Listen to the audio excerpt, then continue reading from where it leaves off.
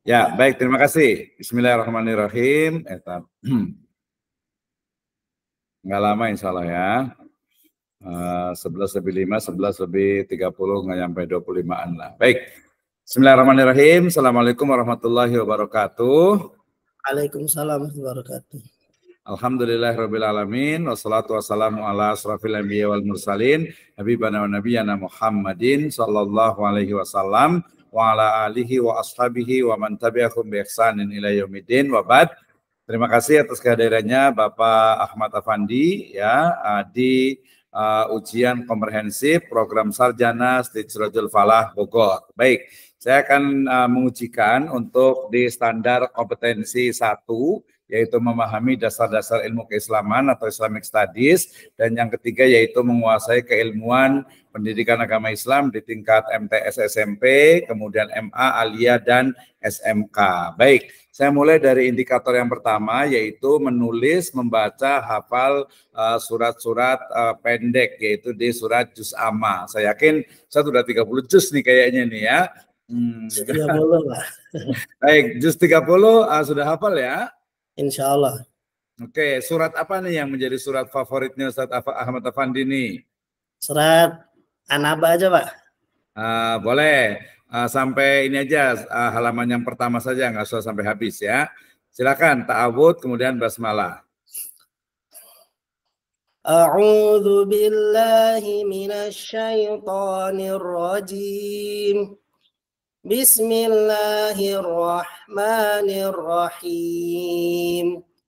Amma yatasaalun 'anil naba'il 'azim alladzi hum fihi mukhtalifun. Kalla saya'lamun thumma kalla saya'lamun. Alam naj'alil arda mihada wal jibala autada wa khalaqnakum azwaja wa ja'alna nawmakum subata wa ja'alna al-laila libasa wa ja'alna an-nahara ma'asha wa banayna fawqakum sab'an shidada وجعلنا سراجا وهاجا وأنزلنا من المعصرات ماء ثجاجا لنخرج به حبا ونباتا وجنات ألفافا إن يوم الفصل كان ميقاتا يوم ينفخ في الصور فتأتون أفواجا وفتحت السماء فكانت أبوابا وسيرت الجبال فكانت سرابا إن جهنم كانت مرصادا للطاغين مآبا لابثين فيها أحقابا لا يذوقون فيها بردا ولا شرابا إلا حميما وغساقا جزاء وفاقا إنهم كانوا لا يرجون حسابا وكذبوا بآياتنا كذابا وكل شيء أحصيناه كتابا فذوقوا فلن نزيدكم إلا عذابا. Masya Allah. Ya, suaranya udah bagus ya kayak orangnya nih. Baik, terima kasih. Yang indikator yang kedua yaitu bacakan ayat Al-Quran dan juga hadis terkait dengan pendidikan agama Islam, kemudian belajar mengajar, kemudian ilmu, dan juga terkait dengan bagaimana pembelajaran di dalam Islam. Silakan, satu ayat, satu hadis boleh, atau mungkin temanya juga boleh. Silakan. Ah,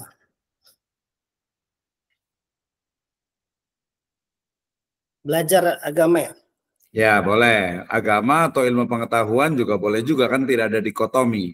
Ya, Ya. ayat Al-Qur'an. Silakan dulu ayatnya, yang ingat surat apa nih? Yarfa'illahu alladhina amanu minkum. Yarfa'ul ladzina amanu yarfa'illahu alladhina yarfa' Yarfa'illahul ladzina yarfa'illahul lupa jadi itu. Yarfa'illahu ladzina amanu minkum walladzina utul utul ilma ilma. darajat. Ya. Artinya apa tuh? Allah Subhanahu wa taala mengangkat orang-orang yang utul ilma, mencari ilmu utul dan beberapa derajat.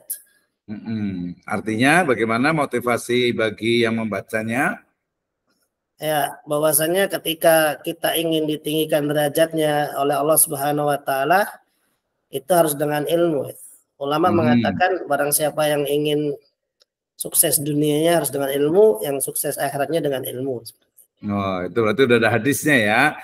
Coba hadisnya sebutkan yang pakai bahasa Arab tentang pendidikan agama Islam, tentang thalabul ilmi, tentang ilmu, tentang akidah dan sebagainya. Dalam riwayat Muslim masalah talabul ilmi faridatun ala kulli muslim. Artinya Menuntut ilmu wajib atas setiap muslim. Ya, muslim di sini menyangkut wanita dan laki-laki. Yang wajibnya seperti apa tuh dalam era sekarang ini? Ya, wajibnya itu ilmu yang berkenaan dengan kewajiban-kewajiban dalam beribadah dan kewajiban-kewajiban dalam kehidupan duniawi. Oke ya, jadi semuanya ilmu ya. Ya. Ada tambahan nggak selain ayat dan hadis yang tadi tentang pendidikan agama Islam? Banyak Ustaz, tapi ntar kalau di ini Iqra bismi rabbikal ladzi khalaq. Terus dengan ilmu. Kemudian ya ayyuhalladzina amanu qu anfusakum wa ahlikum naro. Di sini ulama menjelaskan menyelamatkan kita dan diri kita itu dengan ilmu. Ya. Kalau hadisnya? Hadis tentang apa PAI, tentang akidah misalnya. Akidah. Ya, akidah yang pertama tauhid ya. Wa'budullah wa la tusyriku bihi syai'a. Innallaha la yaghfiru ay yushraka bihi wa yaghfiru ma duna dzalika liman yasha. Bahwasanya itu ayat Al-Qur'an ya. Paling utama tauhid dan larangan yang paling dilarang adalah syirik. Oke, baik, terima kasih. Yang berikutnya coba berikan tunjukkan ayat Al-Qur'an dan juga hadis terkait dengan rukun Islam nih. Ya, misalnya dari sholat dengan zakat, kemudian puasa dan haji, silakan dengan hadisnya juga. Tentang sholat misalnya, ayat tentang sholat, ayat yang mana nih? Awal Al-Baqarah. Alif Lam Mim dzalik. Wa idza Alif Lam Mim dzalikal kitab la raiba fihi hudal lil alladzina yu'minuna bil ghaibi wa yuqimuna shalah. Artinya dzalikal kitab la raiba, tidak ada keraguan dalam kitab ini. Alladzina yu'minuna, orang-orang yang beriman kepada hari akhir dan mendirikan salat. Ya. Dan apa-apa dan memberikan apa-apa yang kami rezekikan, itu zakat ya, bisa termasuk zakat. Atau yang lain warka'u ma'ar-raki'in. Artinya bersolatlah bersama orang yang ruku. Dalam ayat lain juga inna sholata 'alal mu'minina kitaban mawquta. Salat itu telah diberikan waktu-waktu yang tertentu. Kalau tentang puasa, ayat tentang puasa. Ya ayyuhalladzina amanu kutiba alaikumusiyam kama kutiba alal ladzina min qablikum la'allakum tattaqun. Tentang ayat tentang haji. Walillahi 'alan nasi hijjul baiti man istata'a ilaihi sabila. Oke, terus hadis tentang rukun iman, rukun Islam. Ada bunyi qala Rasulullah sallallahu alaihi wasallam bunyal Islam wa ala khamsin syahadatu alla ilaha illallah wa iqamus shalah wa itaz zakah wal hajj lil baiti wa shaum Ramadan. Artinya ya, bangunan Islam itu ada 5. Yang pertama syahadat, yang kedua mendirikan sholat, yang ketiga zakat, yang kelima haji, yang keempat haji, yang kelima puasa. Ya. Di beberapa riwayat puasa itu nomor 3 gitu. Oke. Ya. Sekarang apa korelasi hubungan antara rukun Islam ya dalam kaitannya dengan habluminan nas, dengan interaksi dengan sesama manusia? Apa hubungannya, korelasinya? Silakan. Habluminan nas. Ya, bahwasanya manusia di sini Allah Subhanahu wa taala memerintahkan untuk beribadah kepada Allah dan berbuat baik kepada manusia. Dan barang siapa yang berbuat baik kepada Allah, misalkan taat kepada Allah, melakukan semua perintah Allah, tentulah hablum minan nas itu perintah Allah juga. Jadi korelasi ketika kita sama Allah, kita sholat, sama kita berbaik dengan manusia, itu sama-sama perintah Allah Subhanahu wa taala. Bahkan di sisi lain, antara hablum minallah dan hablum minan nas itu satu keterkaitan. Dalam hadis orang-orang yang merugi gitu kan. Rasulullah bilang, atadrunal muflis, tahukah kalian orang-orang yang merugi gitu. Di situ Allah bilang ada orang yang berpuasa, orang yang berzakat, orang yang apalagi. Namun di hablum minan nas itu rusak. Satoma menuduh ini, menuduh itu, memukul. Akhirnya apa? Yang amalan-amalan dari hablum minallahnya itu hilang karena amalan dengan hablum minan nasnya itu buruk seperti itu. Oke, baik, terima kasih ya. Itu terkait dengan ayat dan hadis ya, terkait dengan rukun iman Islam dan juga korelasinya dengan hablum minan nas. Baik, selanjutnya kalau kita bicara tentang pendidikan agama Islam itu kan harus ada tokohnya nih. Coba jelaskan satu atau dua tokoh yang masuk ke dalam aliran dari pendidikan agama Islam, kemudian pemikirannya itu seperti apa, yang mungkin pernah dengar kemudian disukai. Silakan. Ya kalau saya ini Buya Hamka. Nah, kayak gimana pemikiran Buya Hamka tentang pendidikan agama Islam? Ya, Buya Hamka itu menjelaskan yang saya paham itu bahwasannya pendidikan itu ada dua ya secara umum. Pendidikan jasmani dan pendidikan rohani. Ya, jadi menjadi seorang muslim itu ya pemikirannya harus diberikan pendidikan dan jasmaninya harus berikan pendidikan, kan kedua-duanya berkorelasi gitu. Dalam hadis Rasulullah juga al-mu'minun qawi ahabbu ilallah. Qawi di sini qawi pemahaman agama dan qawi jasadnya. Dan Buya Hamka juga menjelaskan bahwasanya dalam mempelajari ilmu itu jangan sampai hanya mengedepankan keduniawi saja, karena sesungguhnya untuk ilmu itu ya adalah beribadah gitu. Jadi mencari keridhaan Allah Subhanahu wa taala. Oke, baik, terima kasih ya. Jadi tadi salah satunya adalah Buya Hamka ya dari sisi pemikiran pendidikan agama Islam. Kalau kita lihat nih pendidikan agama Islam misalnya di Indonesia nih berdasarkan lembaga, kira-kira pendapatnya bagaimana nih? Ada yang klasik, ada yang kontemporer, kira-kira seperti apa? Yang modern, yang tradisional gitu. Kalau saya tinjau dari modernnya, contohnya di SMP negeri, SMA negeri gitu ya. Iya, bisa juga atau mungkin di pesantren yang modern atau pesantren yang salafiyah yang tradisional. Kira-kira pendapatnya bagaimana? Secara pembelajarannya Pak, kurikulumnya Pak Ustaz? Ya, secara misalnya itu kurikulumnya. Ya, kalau di pesantren alhamdulillah ya, karena full day 24 jam memang orientasinya untuk agama gitu. Namun yang sangat disayangkan sekali ketika saya melihat jadwal pelajaran di SD negeri, SMP negeri, SMA negeri, pelajaran agama hanya 2 jam per pekan. Nah, itu bagaimana sangat disayangkan sekali. Kita lihat ternyata banyak orang-orang yang cerdas dalam akademik namun tidak paham agama dan imannya kurang, itu akan menyebabkan salah satu sebab ya kerusakan ya tanpa didasari dengan ilmu agama ya, seperti pemikiran Buya Hamka tadi. Oke, baik, terima kasih, luar biasa nih Pak. Ya. Terus? Ya, jadi agama, jadi yang terpenting akademik penting, agama juga penting. Ya.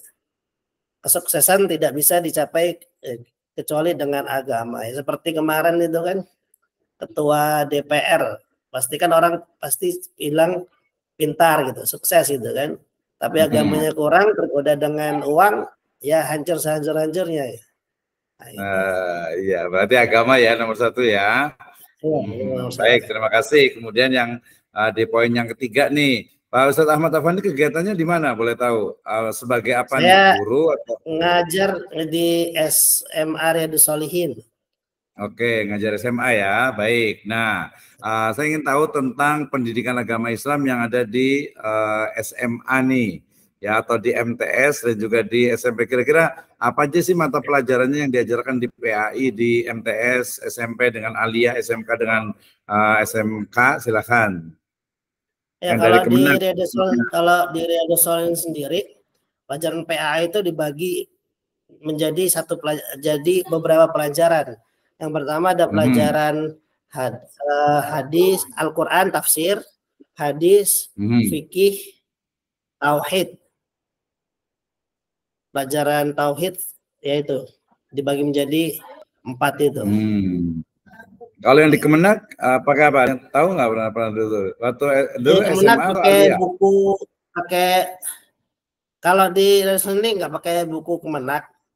Tapi saya pernah baca karena saya SMA ini kan masuknya Dapodik juga yang bikin laporan juga.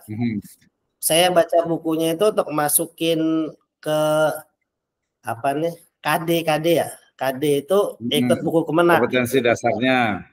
Kompetensi dasarnya. Jadi di dalamnya itu yang mencakup tauhid, akhlak, kemudian tafsir. Jadi kalau di buku PAI itu per bab.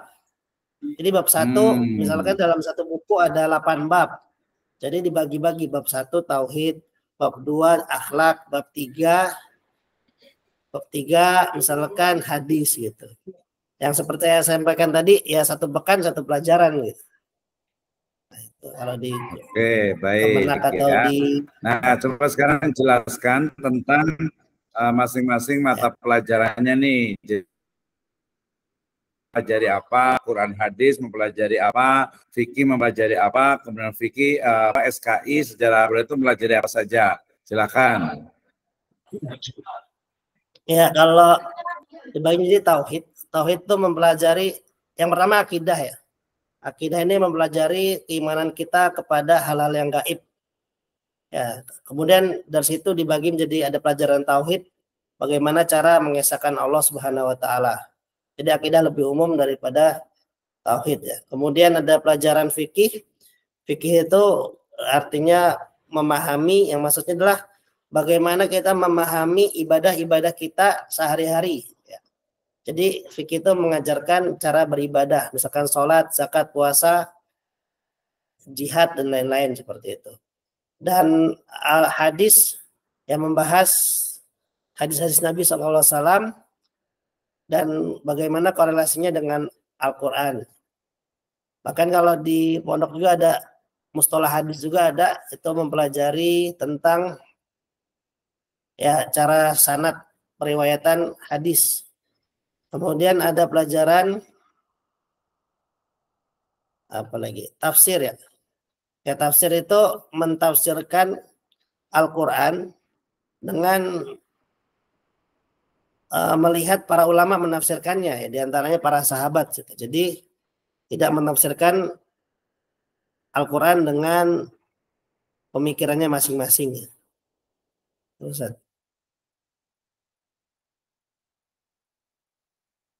Mohon maaf suaranya tidak ada Ustaz. Ya, baik. Mohon maaf suaranya. Ya.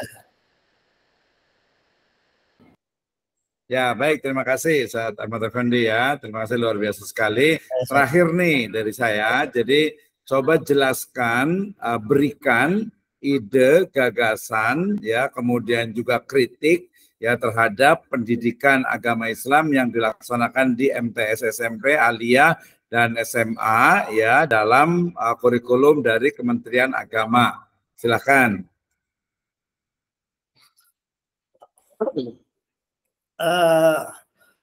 Yang pertama untuk yang ini dulu, yang pertama adalah jam pembelajaran. Ya, untuk jam pembelajaran bahasa agama Islam di sekolah itu ditambahkan ya minimal 6 jam pelajaran dalam sehari. Dalam per pekan 6 jam ya. Jadi 3 pertemuan. Kemudian akan ada materi-materi yang pokok ya, diantaranya tauhid dan yang lain ditambahkan supaya kehidupan pemahaman para siswa ini lebih paham dengan agamanya sendiri. Karena ya kalau nggak paham agama, hidup ini semuanya akan sulit. Itu aja. Jam pembelajarannya ditambahkan, kemudian kurikulumnya alhamdulillah sudah bagus ya. Ada dalil-dalilnya dari Al-Quran, hadis, dan perkataan ulamanya. Saya baca dalam buku Kemenak itu sudah bagus ya. Cuma kurang jam pembelajarannya saja. Oke, kalau kritiknya tadi udah ya. Kemudian pendapatnya untuk ininya ke depannya kira-kira seperti apa nih terakhir?